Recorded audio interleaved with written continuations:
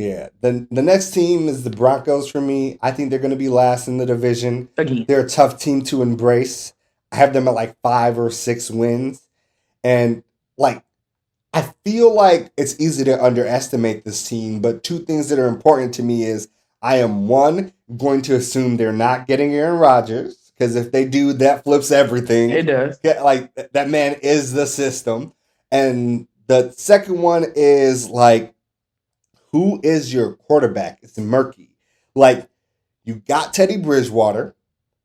I like Teddy Bridgewater, but he has some clear limitations. And then Drew Lock, who just hasn't been able to take the jump that, they want him to. So assuming Teddy Bridgewater is a person that starts for them, gives them steady play, and allows them to play complementary football, this team can exceed expectations. Because it's odd how talented they are everywhere but quarterback. Absolutely. Right? They got massively good offense, Noah Fant at tight end, Jerry Jeudy and Cortland Sutton at wide receiver, Melvin Gordon at running back. Like those are stacked skill positions. I mean, and that's even after losing Phillip Lindsay. You know what I'm saying? They still have, I think, something to say on the offensive side. But I mean, like if the person delivering you the ball is not going to be the person to really be consistent, or better yet, because Teddy Bridgewater, I think, probably has the ability to stabilize some things. But Drew Lock is being questioned as even being a starting level quarterback. Like he has been very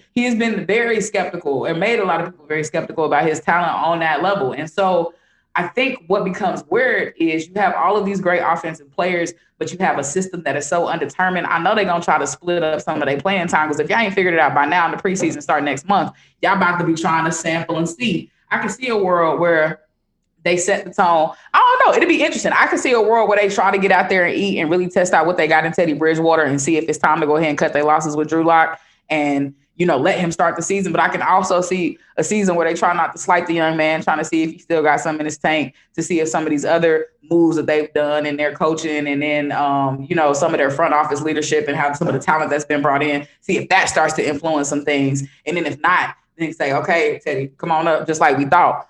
But yeah, it depends. I agree. Right now, ESPN says that the depth chart has Drew Lock as the QB1.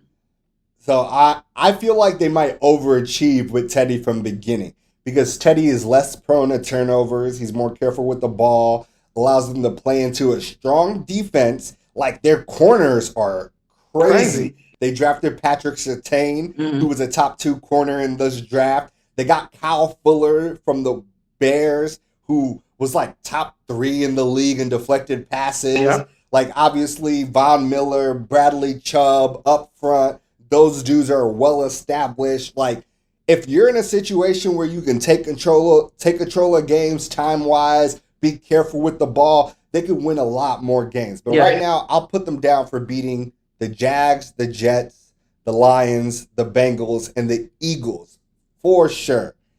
Then like if things go well, they might be able to grab a game from the Giants or the Cowboys or the Raiders. Or maybe a hobble Steelers team or something like that. We'll see. Yeah, if you get the Steelers late. Yeah. It could be a thing. So this is a weird team. I agree. It's a weird team. There's a lot of potential here. It just feels difficult to... I wouldn't feel confident putting my money on them. That's what I'll say.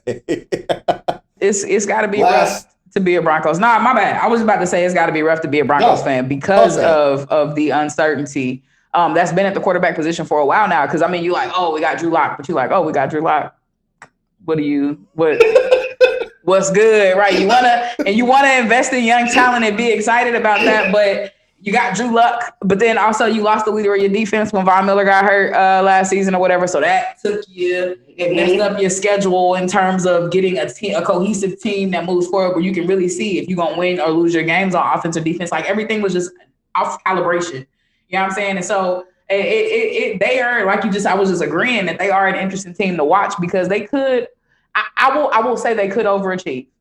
I think they're a team that has a possibility of maybe surprising people. And by surprising people, I got them at 6-11. They might bump up and win another game or two if you can get, some connection and cohesion on that offensive line. But it's just not looking likely based on how they got their pieces moving around right now.